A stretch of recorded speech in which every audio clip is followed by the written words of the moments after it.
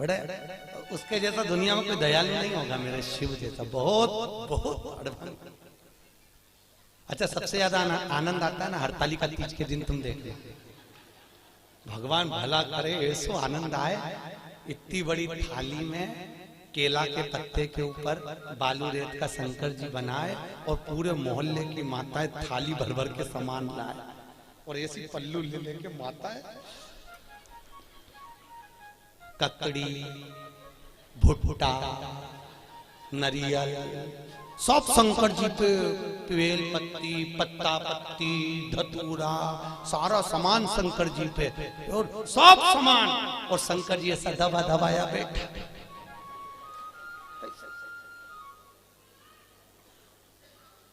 पार्वती जी बोली हटाऊं क्या?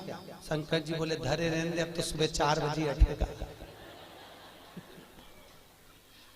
और ये पूरी रात भजन गाती फिरे, तांबा का हंडा तातो धरो पानी।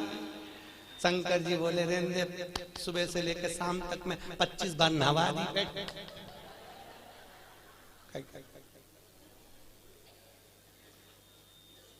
और बोलती जा, नींद आए भोला नवा के देऊंगी।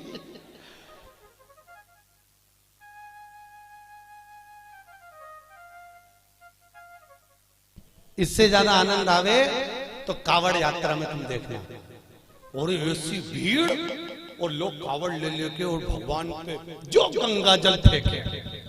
जो यहाँ की कावड़ तो हमने नहीं देखी कि यहाँ पर पानी कैसे चढ़ाने देते हैं, पर काशी में तो ऐसी भीड़ आती है और गंगा जली ले लेके पानी भगवान शंकर पे फेंकते हैं। और कहीं कहीं का तो गंगा जली, और पार्वती जी माँ पीछे कांच में बैठी, और बैठी बैठी के भोलेनाथ जी क्या स्थिति है। शंकर भगवान बोले आन दो, अपन तो बैठे।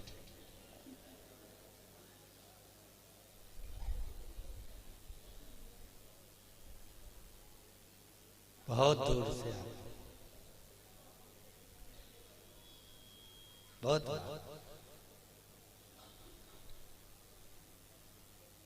और आनंद इतना रहे ना हरतालिका तीज के दिन, माताएं दो सुबेरे से लेके 12:30 बजे तक बहुत अच्छी दिखती है।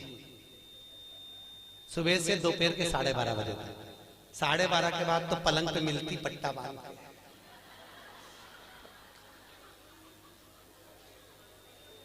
फिर 4 बजे उठती, फिर जाके नहा के बाल, तो भी मुंह पे स्माइल बिल्कुल नहीं रहे, बेचारी ऐसी रहे जैसे मरी हत्या।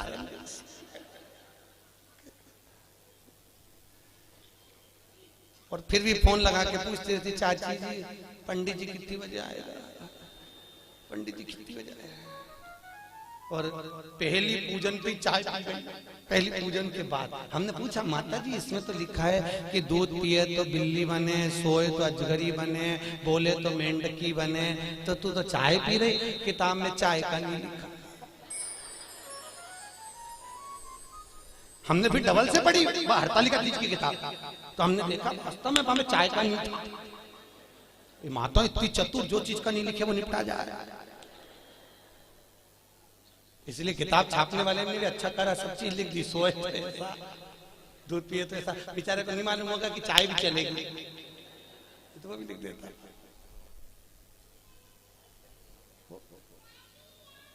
महाराज शिव करुणा सागर, उसके बराबर दुनिया में कोई करुणा नहीं कर सकता।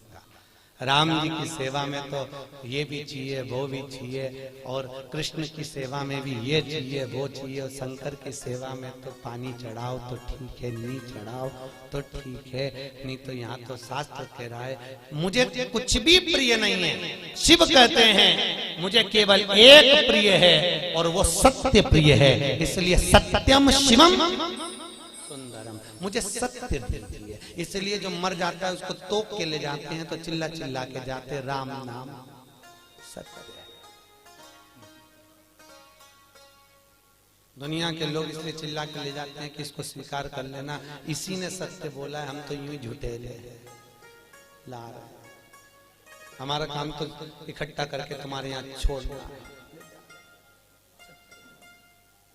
असत्य नाम, सत्यमय जीवन को जियो।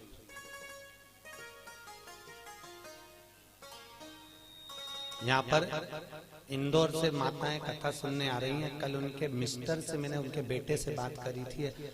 आप क्या पेशा है आपका, सर्विस क्या है आपकी?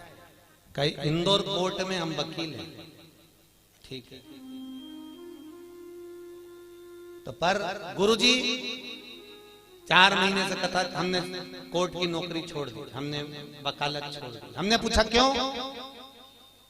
शिव महापुराण की कथा में आप बोलते हो कि सत्यमय जीवन जियो और वकील बन जाते हैं तो इतना झूठ बोलना पड़ता है, इतना झूठ बोलना पड़ता है, परिवार चलाना पड़ता है। आज भी वो माताएं आई हैं, आज भी वो भैया आया होगा कि नहीं आया होगा? आया कहीं? आए? आज भी वो कथा में आया।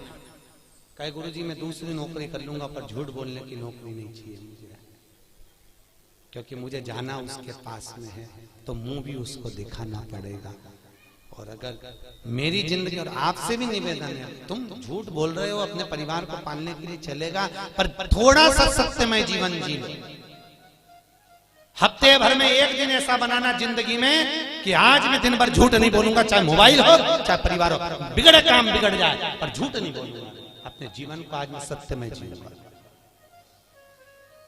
केवल सत्यनारायण की कथा कराने से, शंकर पे पानी चढ़ाने से शंकर नहीं मिलेगा भाई। थोड़ा जीवन को सत्यमय जीना पड़ेगा।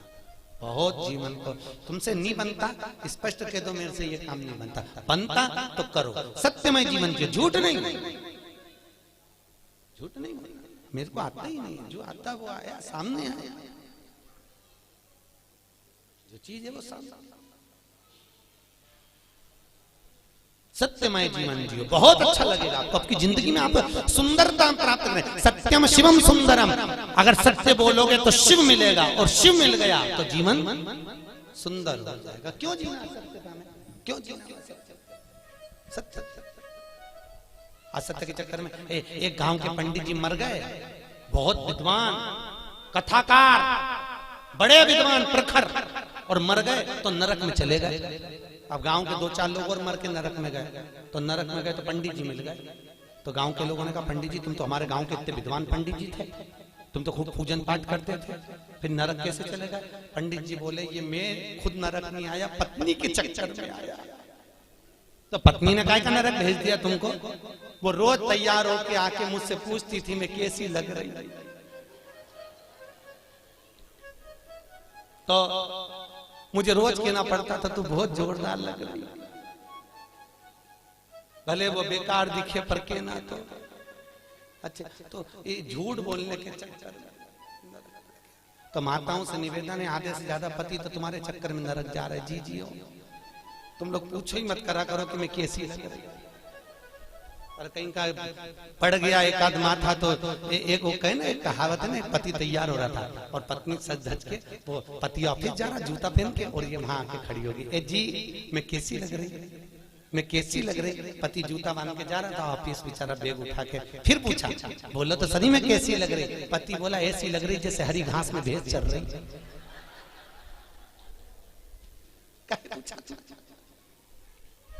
पूछा ही क्यों? भगवत तत्व की शरणागति है महाराज। जीवन में थोड़ा सत्यमय जियो, सत्यम शिवम। अच्छा, बहुत मस्त कथा कह रही है।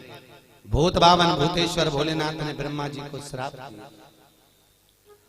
देवताओं ने मिलकर ब्रह्मदेव के लिए आदर करा, भगवान शंकर की पूजन करी। भगवान शिव ने कहा नारायण ये ब्रह्मा जी का सिर कटा है, ब्रह्मा जी के कटे हुए सिर से बट वृक्ष उत्पन्न होगा।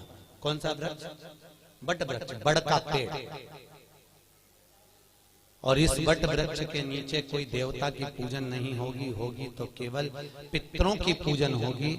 और मैंने इस ब्रह्मा के मुख को बड़ का पेड़ बनाया है, इसलिए मैं इस पेड़ के नीचे विराजमान रहूंगा। मेरा नाम वटकेश्वर महादेव रहेगा। कौन सा महादेव? वटकेश्वर। यहां पर भी होंगे बटकेश्वर महादेव कहीं ना कहीं। महाराज बड़केश्वर महादेव, जो घर में चिड़चिड़ापन रहता है, क्रोध रहता है, झगड़ा होता है, क्लेश मचा होता है, घर में शांति नहीं रहती, तो बड़केश्वर महादेव के मंदिर में जो जलाधारी होती है, उस जलाधारी में अपना नाम और गोत्र बोलकर बेलपत्री की डंडी को फंसाकर उसमें 1 लोटा पानी और दूध चढ़ाकर आ जाइए, घर में शांति हो जाती है, कभी क्लेश नहीं मचेगा। सोमवार की अष्टमी के दिन यह क्रम किया जाता है। कौन से दिन? जम के बोलिए। सोमवार की अष्टमी, बटकेश्वर महादेव के मंदिर में। बटकेश्वर शिव को भगवान ब्रह्मा का मुख बड़का हो गया। समय आया, ब्रह्मा जी ने सृष्टि की रचना आगे बढ़ गई। भगवान विष्णु ने ब्रह्मा जी से कहा, ब्रह्मदेव सृष्टि की रचना करिए। शंकर जी से पूछा, ब्रह्मा जी ने सृष्टि कैसी रचना है? भगवान भोलेनाथ ने अपना अर्धनारेश्वर स्वरूप का दर्शन दिया।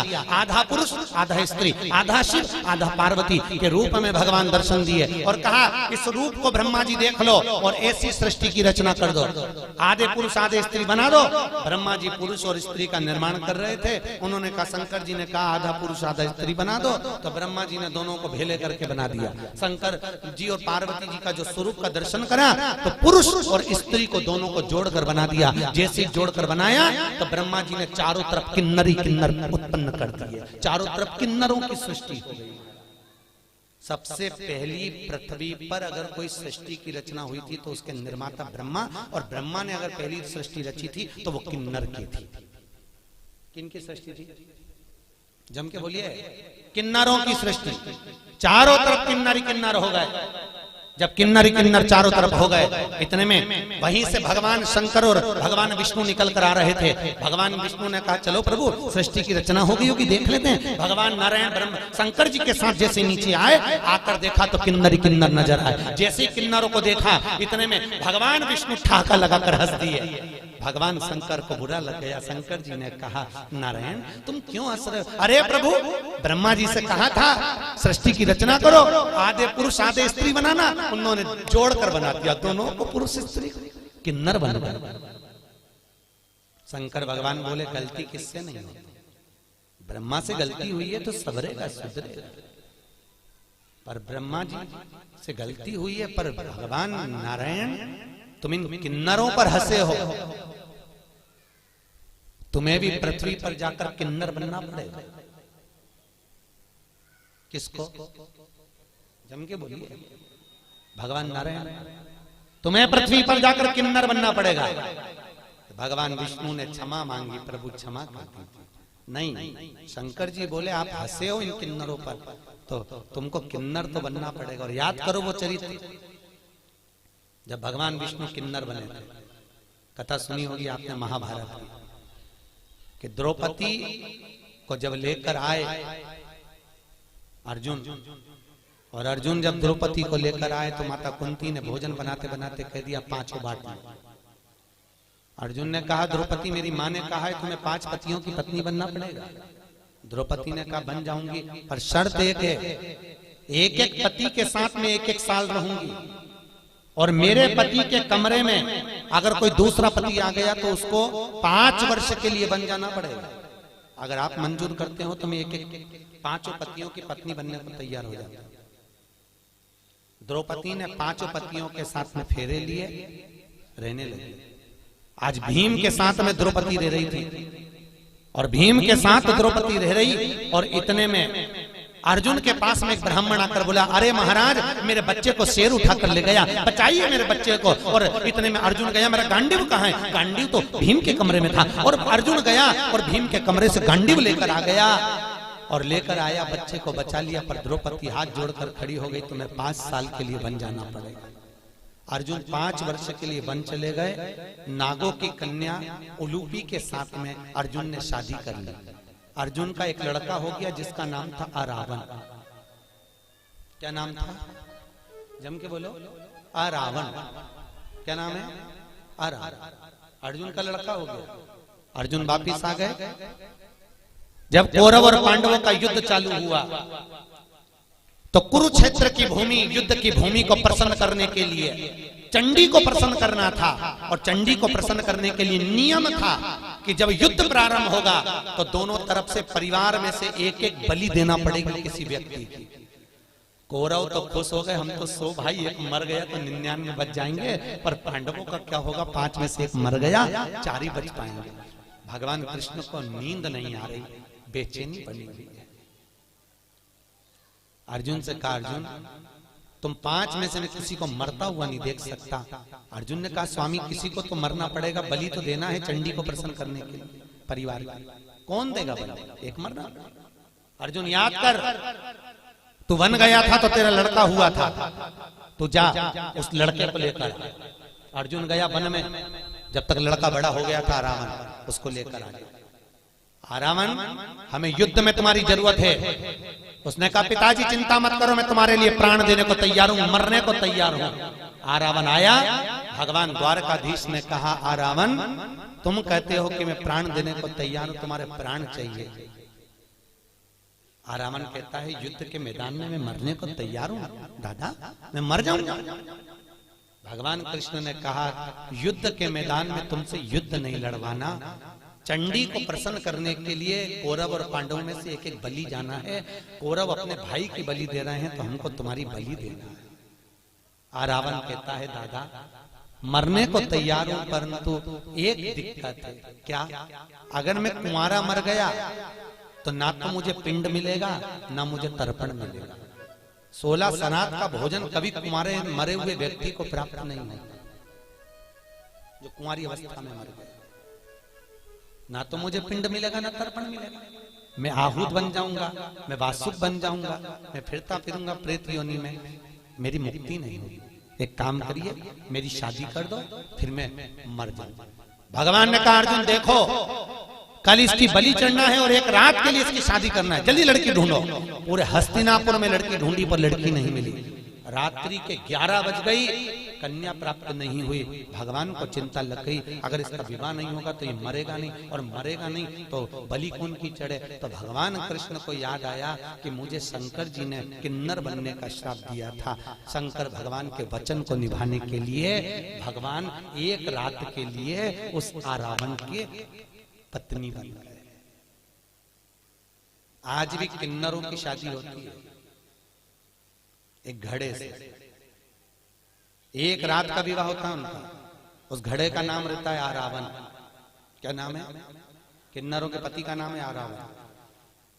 उस घड़े से विवाह होता है, फिर घड़े से ही वो मांग भरते हैं, घड़े से ही मंगल सूत्र पहनते हैं। इसलिए हमारे यहाँ किन्नर मांग भी भरते हैं, मंगल सूत्र भी पहनते हैं, हाथ में चूड़ी पहनते हैं, पाँव में बिछूड़ी पहनते हैं। तो कई लोगों के मन में आता है इनका पति कौन है? इनका पति आरावन।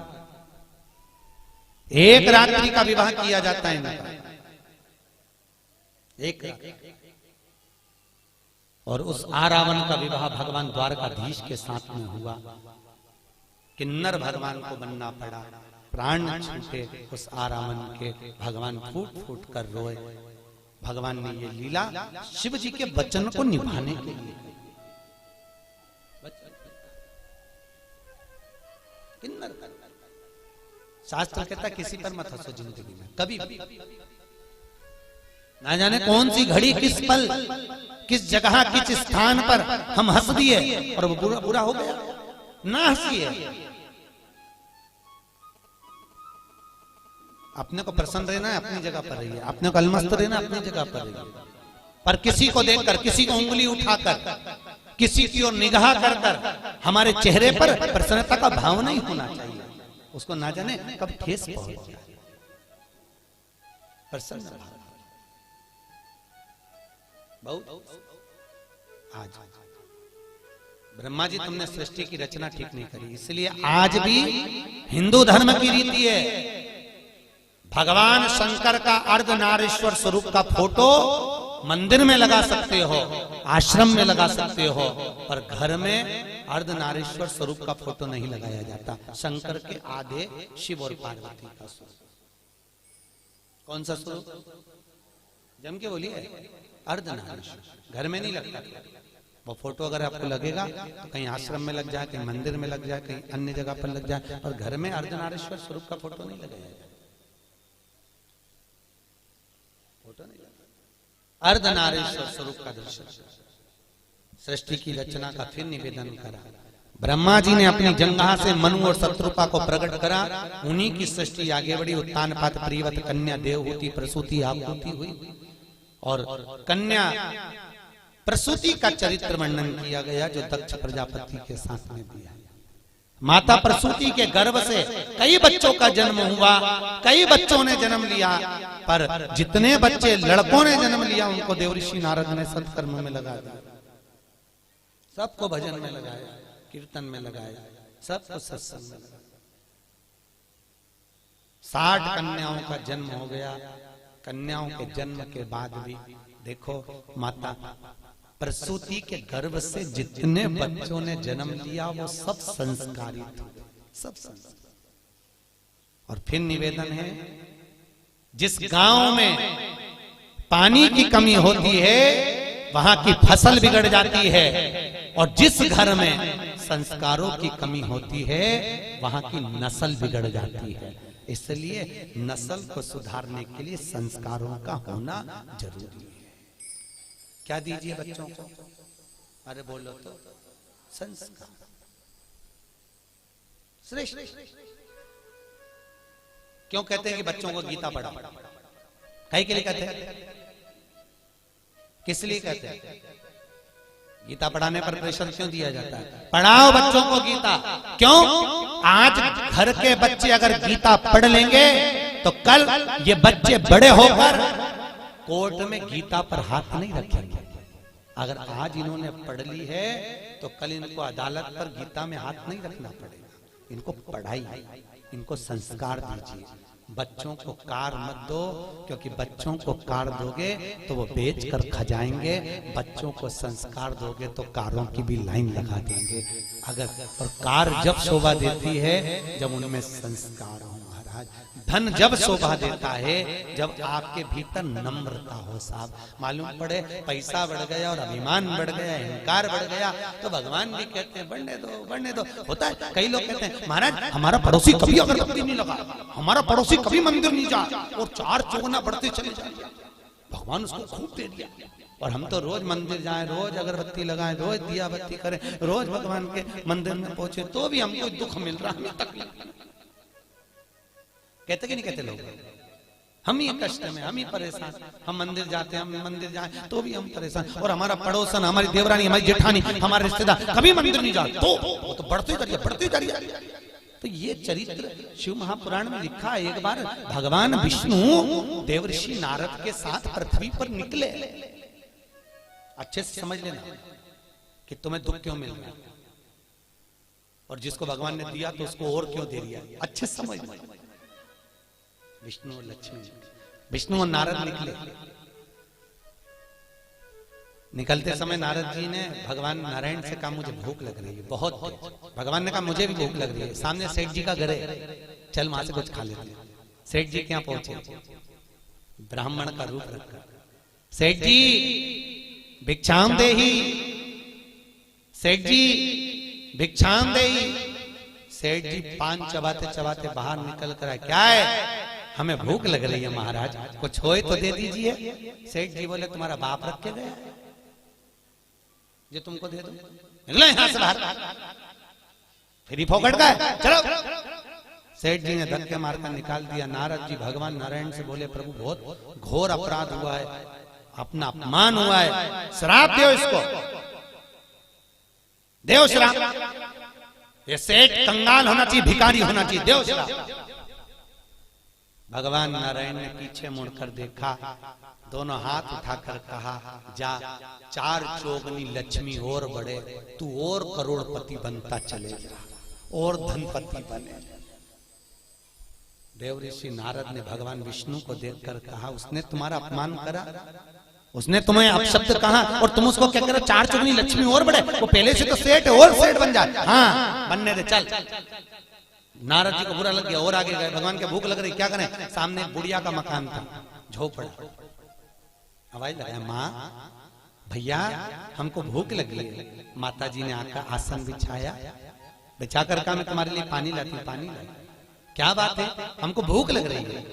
बूढ़ी अम्मा ने कहा महाराज जी हमारे यहाँ तो कुछ है नहीं, केवल एक गाय है उसी गाय का दूध मैं लेती हूँ, उसी गाय का दूध बचा है, तुम दोनों ले लो।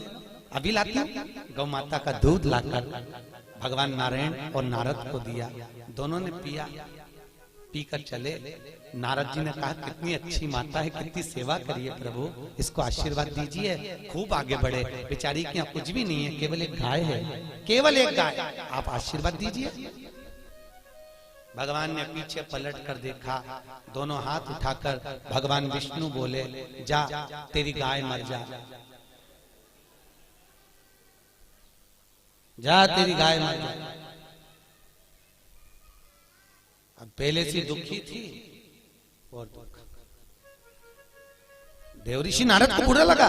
नारद जी ने कहा प्रभु जिसको तुमने अपशब्द कहना था उसको अपशब्द नहीं कहा, और बेचारी बुढ़िया ने तुमको दूध पिलाया, बेचारी बुढ़िया ने तुमको पानी पिलाया, और तुम उससे क्या कह रहे हो उसकी एक गाय और वो भी मर जाए, क्यों? भगवान बोले नारद तू मेरी लीला कभी नहीं समझ सकता, नारद तो मेरी लीला को नहीं समझ पाएगा। नारद ये जो बुढ़िया है ना, ये दिन रात मेरा भजन करती है, दिन रात मुझको भजती है, और अंतिम में इसके जब प्राण छूटेंगे, अगर इसकी गाय जीवित रहेगी तो इसके प्राण उसमें अटके रह जाएंगे। मेरी गाय किसके पास जाएगी, कसाई नहीं काट दे ना जाने के, तो मैं इसके मरने से पहले इसका जंजाल मिटाना चाहता हूं, इसलिए मैंने कह दिया तेरी गाय मर जा, तुम निर्मल मन से मेरे पास मेरी होकर तो दूसरा जन्म नहीं होगा। और सेठ जी को धन बढ़ने का इसलिए कहा, अभी तेरे पास धन था और करोड़पति बन जा, तू पैसे को जोड़ जोड़ के जब मरेगा तो सांप बन के उसी घर में बैठा रहेगा, मेरे पास तक नहीं आएगा, बैठे और जोड़ और बड़े और बाद में सब बने तो मेरे पास बनेगा। इसको दिया। कई लोग हमको मकान दिखाने ले जाते महाराज, कई लोग जैन साहब, कई लोग मकान दिखाने ले जाते हैं, और मकान दिखाने जब ले जाते हैं तो ये हमारे बड़े बेटे का रूम है, अच्छा ये छोटे का बेडरूम, अच्छा और ये मंजिले का, अच्छा ये बेटी का, महाराज ये रूम हमारा, अच्छा। और उसी रूम में हॉल में एक छिपकली चिपकी थी। कौन चिपकी थी?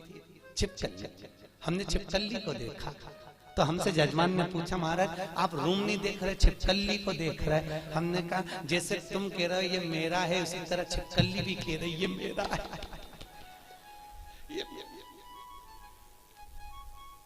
ना जाने कौन तुम्हारे परिवार का, तुम्हारे कुल का मेरा कहते कहते मर गया तो छिपकली बन के